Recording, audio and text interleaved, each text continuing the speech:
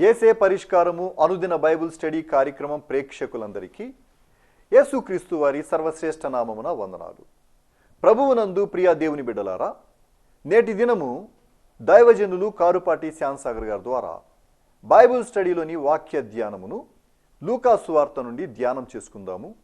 మీరందరూ బైబిల్తోనూ నోట్బుక్తోనూ సిద్ధపడి ఉంటే దైవజనులు కారుపాటి శ్యాంసాగర్ గారు ప్రార్థన చేసి ఈ దినపు వాక్య పరిచర్య చేస్తారు. ప్రభువు నందు ప్రియ దేవుని బిడ్డలారా, నేటి వాక్య ఉపదేశానికి సహకారం ఇచ్చినవారు ఏలూరు వాస్తవ్యులు ఒక విశ్వాసి గారి కుటుంబం సహకరిస్తున్నారు. దేవుడు ఈ కుటుంబాన్ని దీవించినట్లు ప్రార్థన చేద్దాం. ఎపిసోడ్ సహకారులు ఈ మాసము వచ్చే మాసము అనుదినము ఉంటే ఆర్థికంగా చెల్లించవలసినవి చెల్లించగలుగుతాం. మీ ప్రార్థనల్లో జ్ఞాపకము చేసుకొనండి. తలలు వంచండి, ప్రార్థనలో ఏకీభవించండి.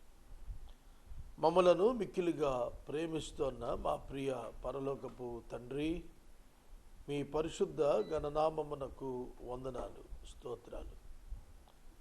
నేటి వాక్య ధ్యానం ద్వారా మాతో మాట్లాడండి. సహకారము ఇచ్చిన కుటుంబమును దీవించండి. నజరేయుడు అయిన యేసు దివ్యనామంలో ఈ దినపు వాక్యాన్ని మాకిమ్మని అడుగుచున్నాము తండ్రి, ఆమేన్. ప్రభువునందు ప్రియ దేవుని బిడ్డలారా, దయచేసి మీ పరిశుద్ధ బైబిల్ గ్రంథాన్ని తెరవండి. లూకా శుభవార్త 1వ అధ్యాయం 24వ వచనము నుండి వాక్యాన్ని గమనిద్దాం. లూకా సువార్త 1వ అధ్యాయం 24వ వచనం. పూర్వపదం, బ్యాక్గ్రౌండ్ ఆఫ్ దిస్ వర్స్. గడిచిన చరిత్ర ఏమిటంటే, జకరియా యాజకుడు, ఎలిజబెత్ జకరియా భార్య, ఇద్దరు వృద్ధులైపోయారు. ఇద్దరికి గొప్ప క్యారెక్టర్ ఉంది. నీతిమంతులు, న్యాయవంతులు, యథార్థవంతులు, పరిశుద్ధులు, ప్రార్థనాపరులు, భక్తిపరులు, ఆరాధకులు, సేవాధర్మంలో ఉన్నవాళ్ళు. వృద్ధులైన సంతానం కొరకు ప్రార్థిస్తున్నవారు. God heard their prayers. దేవుడు వారి ప్రార్థనలు విన్నాడు, జవాబిచ్చాడు. గబ్రియేలు దూత దైవ సమాచారాన్ని దేవాలయములో ధూప వేదిక యొద్ద ధూపం వేస్తున్నప్పుడు జకర్యాకు చేరవేశాడు. జకర్యా ఆశ్చర్యపడ్డాడు. నీ ప్రార్థన వినబడినది, నీ భార్య నీ కుమారుని కంటుంది అంటే ఆశ్చర్యపడ్డాడు. వృద్ధాప్యంలో ఉన్నామే, ఎట్లా సాధ్యం? మనుషులమైన మనం ఎప్పుడూ కూడా రుజువులనే కోరతాం. మనుషులమైన మనం ఎప్పుడు కూడా రుజువులనే కోరతాం. రుజువులుంటేనే నమ్ముతాం. రుజువులు కనబడుతున్నప్పుడు నమ్మితే విశ్వాసం ఎట్లవుతుంది? రుజువులు కనబడనప్పుడు నమ్మినప్పుడు అది విశ్వాసం అవుతుంది. రుజువులు లేవు, వృద్ధాప్యంలో ఉన్నారు, సంతానానికి అవకాశం లేదు, అయినా నమ్మారు, అయినా ప్రార్థించారు. Can you do that? Can I do that? మనం అలా చేయగలుగుతాము? మనము అలా చేయగలుగుతాము.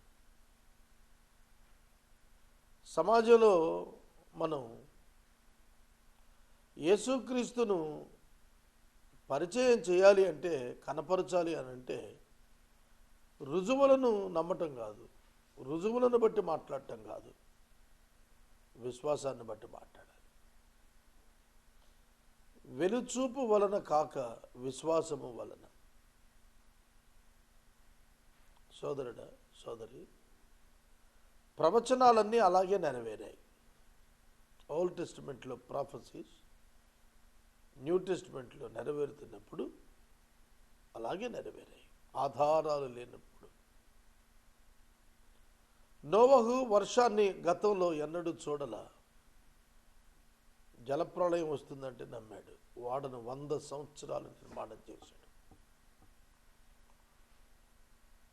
ఆలోచించారా ఎప్పుడైనా వై హీ టుక్ 100 years? నా జవాబు అయితే దానికి ఒకటే, మార్పు చెందని నమ్మిక. 100 సంవత్సరాలలో ఎన్నడూ తన విశ్వాసము సడలలేదు. తన విశ్వాసము సడలలేదు. ఎన్నో పరిస్థితులు, ఎన్నో నిందలు, మెనీ మోర్ కామెంట్స్ వచ్చుంటాయి. Many comments may faced, but no turning back. వెనక్కి తిరగలేదు. ఆలోచిస్తున్నారా? 40 సంవత్సరాలు మిద్యానులో క్రీస్తు నిమిత్తమైన నింద భాగ్యంగా ఎంచుకున్న మోషే, హీ నెవర్ టర్న్ బ్యాక్. ఎన్నడూ వెనక్కి తిరగలేదు, నమ్మాడు. అబ్రహాము తన జర్నీలో 75 years తన ఇల్లు వదిలి వచ్చిన తరువాత, కుమారుని కన్న తరువాత వెనక్కి తిరగలేదు. అదే నిరీక్షణతో వెళ్ళిపోయాడు. ఆధారాలు లేనప్పుడు దేవుణ్ణి నమ్మటం విశ్వాసం. అర్థమవుతుందా? నిన్నటి దినం ఒక గొప్ప వక్త, చాలా పెద్ద ఆయన, రుజువులను గురించి మాట్లాడుతూ రుజువులుంటేనే నమ్ముతానన్నాడు. క్రైస్తవ్యం దానికి వ్యతిరేకం. కనబడిన దానిని నిరీక్షించాల్సిన అవసరం ఏముంది? కనబడుతున్నది ఇక నిరీక్షించాల్సిందేముంది? You will know how far it is. కనబడనప్పుడే నిరీక్షించాలి. నిరీక్షించటానికి నిజమైన అర్థం కనబడినప్పుడు కాదు, కనపడనప్పుడు. కనపడనిది ఉన్నదని, కనపడనిది వస్తున్నదని, పొందుదమని నమ్మగలగటం విశ్వాసం. వృద్ధులైపోయారు, శరీరాలు సహకరించవు, but they are continuously praying from their youth to old age. నీ ప్రార్థన వినబడింది జకరియా అన్నప్పుడు, వాట్ ఈస్ హిస్ ప్లీ? ఏమిటి అతని అభ్యర్థన? సంతానం.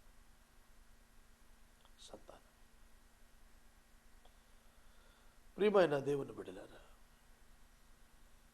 దేవుణ్ణి రుజువులతో, ఆధారాలతో, వివేకంతో గ్రహించి నమ్మాలని చూస్తున్నారా? చాలామంది లాజిక్ ఉపయోగిస్తారు. Your logic never work out with God. You will fail. If you use logic, you will surely fail in finding God. దేవుని తెలుసుకోవటంలో నీ లాజిక్ పక్కన పెట్టు, పనికిరాదు. విశ్వాసమే పనికొస్తుంది తప్ప లాజిక్ పనికిరాదు. గుర్తుపెట్టుకోండి. యేసుక్రీస్తు ప్రభువునందు మన యొక్క విశ్వాసము ఆయన యందలి దైవమును తెలుసుకునేటట్లుగా చేస్తుంది. యేసుక్రీస్తు దేవుడు అన్నప్పుడు, యేసుక్రీస్తు దేవుడు ఎట్లా అయ్యారు అనేది తెలియాలంటే, ఆయన యందు విశ్వాసం ఉంచినప్పుడు ఆయనయు తండ్రియు ఒక్కరై ఉన్నారని, ఏకమై ఉన్నారని తెలుస్తుంది. ఇక్కడ ఎలిజబెత్, జకరియా ఇద్దరు కూడా వృద్ధులైపోయినప్పుడు both of them prayed together, both of them trusted God together. ఇద్దరు కలిసి దేవుని స్తుతించారు, దేవుని ఆరాధించారు, దేవుని విశ్వసించారు. ఆ సందర్భంలో దేవుడిచ్చిన మాట చొప్పున జకరియా భార్య గర్భవతి అయింది. బాప్తిస్మం ఇచ్చి యోహాను గర్భాన పడ్డాడు. ఆ దినములు అయిన పిమ్మట, ఏ దినములు? సేవ చేయు దినములు సంపూర్ణమైన తర్వాత జకరియా నోటి మాట పడిపోయింది, స్వరం రావటం లేదు. కారణము గబ్రియేలు దూత చెప్పాడు, నువ్వు దీన్ని నమ్మలేదు కనుక ఆ బిడ్డ పుట్టే వరకు నువ్వు మౌనంగా ఉంటావు. You can't speak, you can't speak, నువ్వు మాట్లాడలేవు. ఎప్పుడైతే నోరు ఆగిపోయిందో దేవాలయంలో పరిచర్య ఆపాడా? ఆపలా. He continued the service. నోరు రాకపోయినంత మాత్రాన సేవ చేయటానికి ఏంటండి? ఒక డిజేబిలిటీ, ఒక పని చేయలేని ఒక అవయవం పని చేయకపోతే పని, దీక్ష, గమ్యం వదిలిపెట్టేయటమేనా? జకరియా వదలలేదు. జకరియా తన సేవా దినాలు అక్కడ ఉండి సంపూర్ణం చేశాడు. అది పట్టుదల. ఒక కాలు, ఒక చెయ్యో, మాట, చూపు, వినికిడి, ఒక అవయవము పని చేయటం లేదు కదా అని సేవ నేను చేయను అనంటం సబబు కాదు. పరిస్థితిని బట్టి, రుగ్మతలను బట్టి, అనారోగ్యాన్ని బట్టి, ఆర్థిక స్థితిని బట్టి నీవు నీ పరిచర్యను నిలపవలసిన అవసరం లేదు. His grace is sufficient for you. ఆయన యొక్క కృప నీకు చాలినంతగా ఉన్నది. నీ పని నీవు జరిగించాలి. నీ పని నీవు జరిగించాలి. ఆ దినములైన పిమ్మట అతని భార్య ఎలిజబెత్ గర్భవతి అయి మనుషులలో నాకుండిన అవమానమును తీసివేయుటకు నన్ను కటాక్షించిన దినములలో ప్రభువు ఇలాగున చేసెను అని అనుకొని 5 నెలలు ఇతరుల కంటపడక ఉండిన.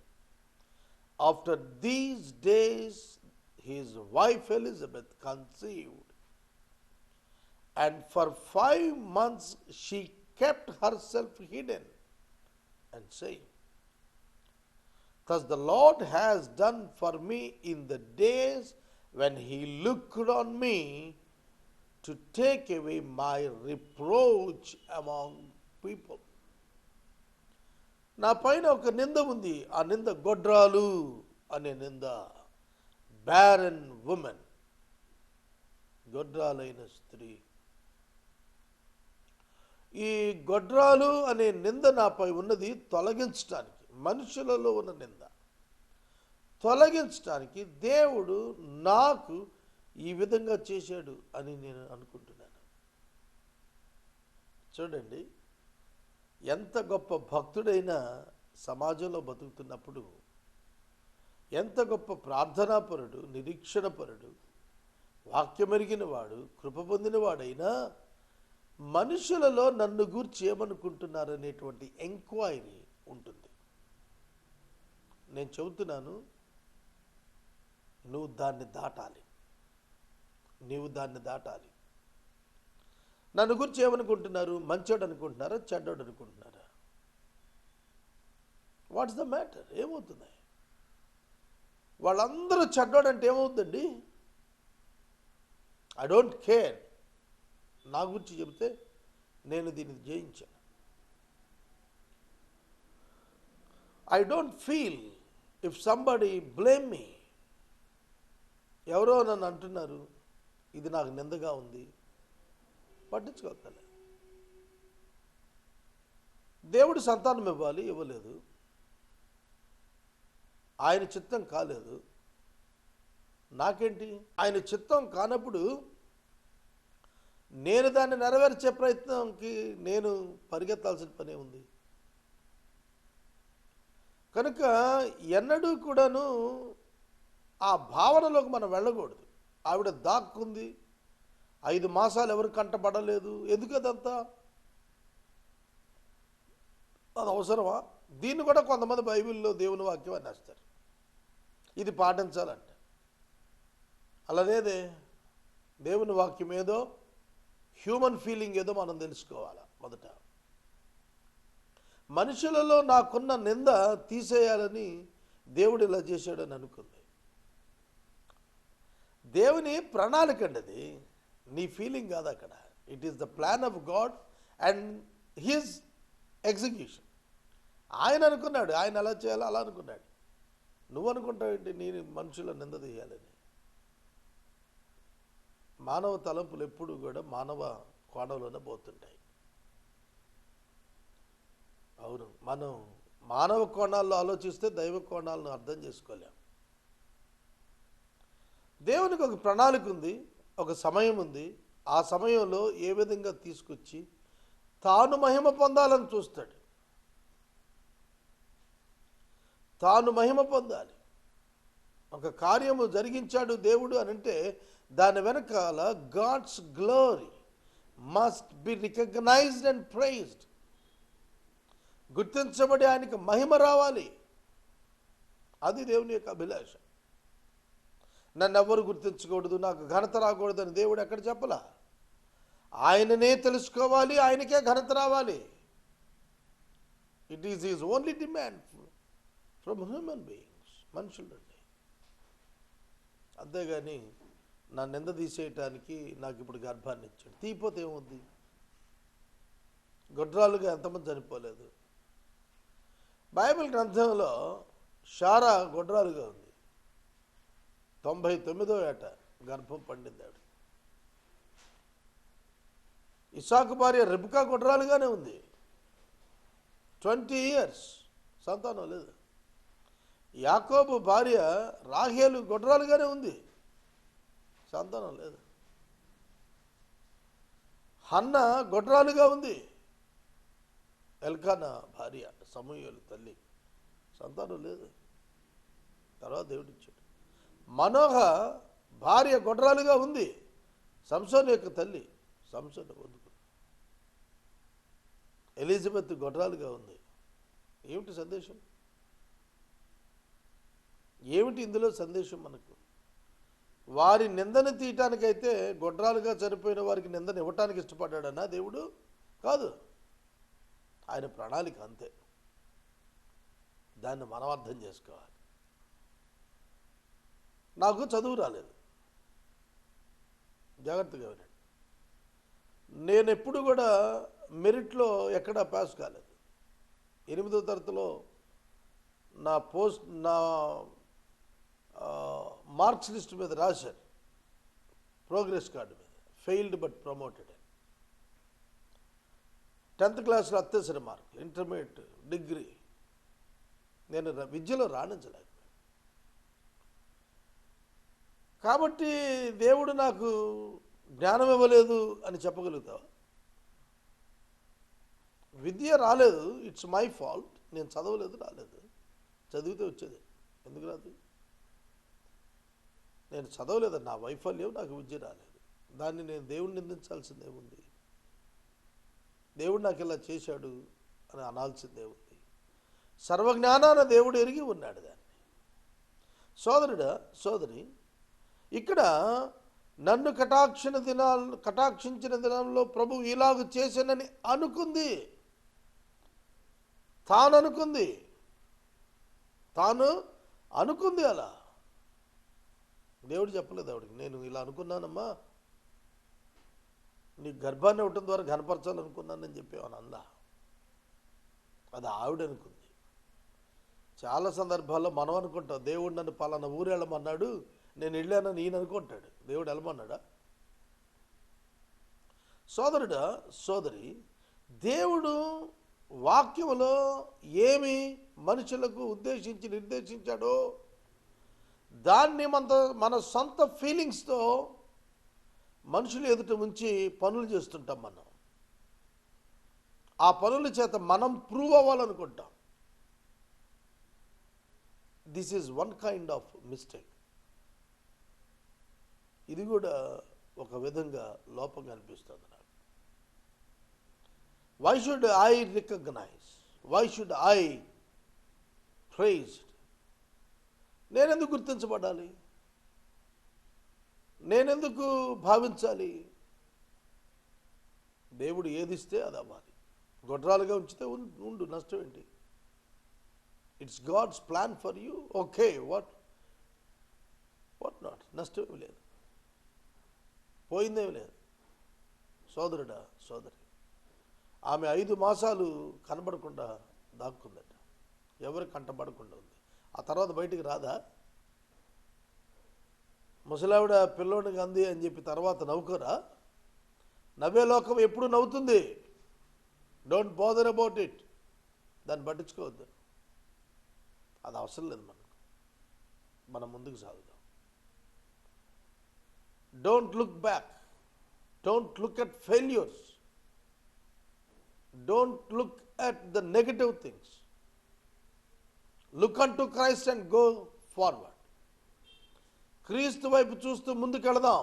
వెనుకున్నవి మరచి you forget all those things and go ahead towards Christ and his machine.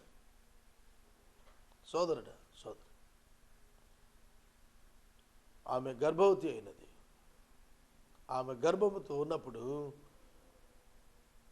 6వ మాసము గబ్రియేలు దూత గలిలయలోని నజరేతు ఊరిలో దావీదు వంశస్థుడైన యోసేపు అనే ఒక పురుషునికి ప్రదానం చేయబడిన కన్యక ఎద్దుకు దేవుని చేత పంపబడెను.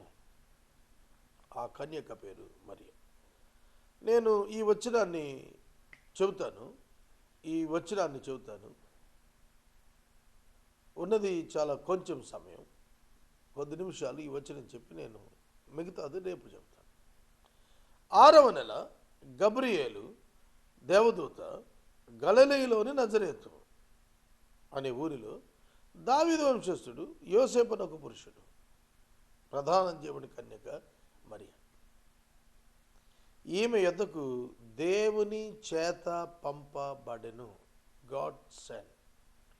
In the 6th month, the angel Gabriel was sent from God to a city of Galilee named Nazareth, to a virgin betrothed to a man whose name was Joseph, of the house of David, and the virgin's name was Mary. కన్యక మరియ ప్రదానం చేయబడింది. యోసేపు దావీదు వంశస్థుడు, రాజవంశీకుడు, యూదా గోత్రానికి చెందినవాడు. యూదా గోత్రానికి చెందిన రాజవంశీకుడైన యోసేపు పేదవాడు, నజరేతులో ఉన్నాడు. పేదవాడు, వడ్రంగివాడు, డైలీ లేబర్తో జీవనాన్ని సాగిస్తున్నటువంటి వ్యక్తి. ఇతడు మరియను ప్రదానం చేసుకున్నాడు, బెట్రోతల్ అయింది. మనం ఎంగేజ్మెంట్ అంటాం. ప్రదానము చేయబడిన తరువాత కొంతకాలము వివాహానికి వ్యవధి ఉంటుంది. ఇప్పుడు మనకు బెట్రోతల్ ఇవాళైతే రేపు మ్యారేజ్ చేస్తాం, లేకపోతే ఇవాళ మార్నింగ్ బెట్రోతల్ అయితే మధ్యాహ్నం పెళ్లి చేస్తాం. కానీ అక్కడ బెట్రోతల్ తర్వాత గ్యాప్ ఉంది, చాలా గ్యాప్ ఉంది. అయితే అతడు యోసేపు దావీదు వంశస్థుడు. ఈ పదము పరిశుద్ధాత్మ దేవుడు ఖచ్చితంగా వ్రాయించి తీరాడు. ఎందుకంటే దావీదు వంశములోనే యేసుక్రీస్తు ప్రభువు జన్మించాలి. దావీదు కుమారుడిగా యేసుక్రీస్తు ప్రభు పిలువబడాలి. యేసుక్రీస్తు మనుష్య కుమారుడిగా రుజువు కావాలి అనంటే దావీదు వంశంలో నరుడిగా జన్మించాలి. రోమాపత్రిక 1వ అధ్యాయంలో చెప్పాడు. కనుక ప్రదానము చేయబడిన కన్యక యొద్దకు గబ్రియేలు దూత ఒక స్పెషల్ మెసేజ్తో దేవుని చేత పంపబడెను. God sent the angel with a great message. యేసుక్రీస్తు ప్రభువు కన్యక గర్భమున జన్మించాలి.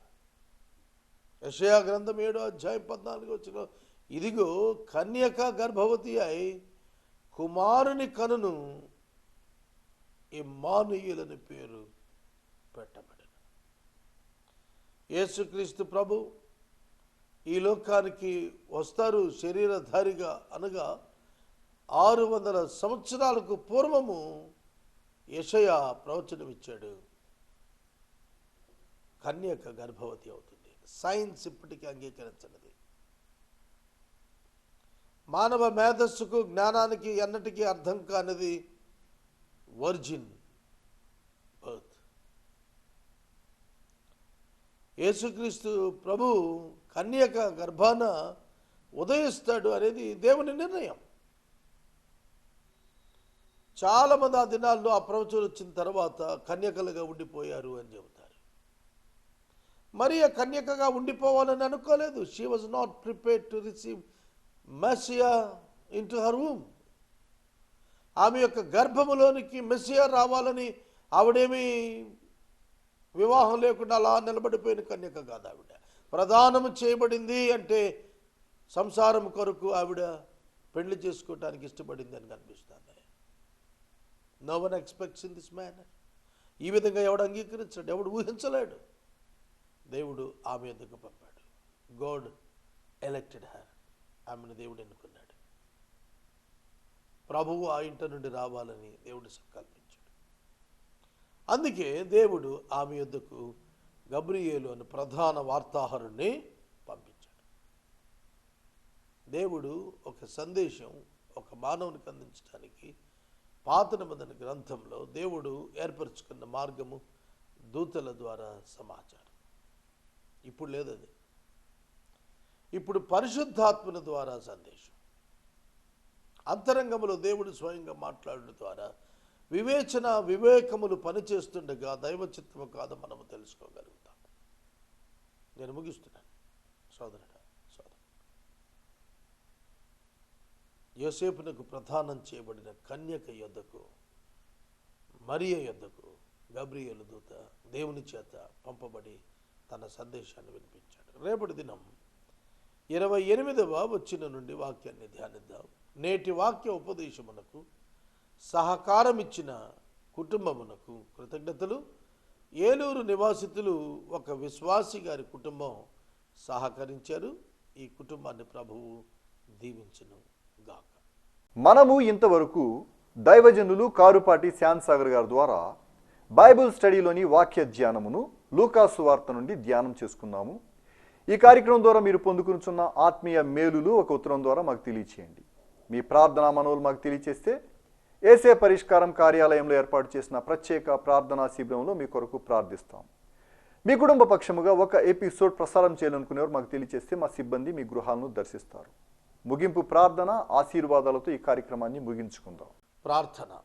మమ్మలను మిక్కిలిగా ప్రేమిస్తున్న తండ్రి, ఎపిసోడ్ సహకారం ఇచ్చిన కుటుంబాన్ని ప్రథమమున దీవించండి. వాక్యం విన్నవారిని తదుపరి ఆశీర్వదించండి. నేటి వాక్య ధ్యానం మాకు దీవెనగా ఇచ్చినందుకు కృతజ్ఞతలు. యేసు దివ్యనామమున అడుగుచున్నాం తండ్రి, ఆమేన్. తండ్రి అయిన దేవుని ప్రేమ, కుమారుడైన యేసయ్య కృప, పరిశుద్ధాత్మ యొక్క అన్యోన్య సహవాసం సదాకాలం మనందరికీ తోడై ఉండును గాక.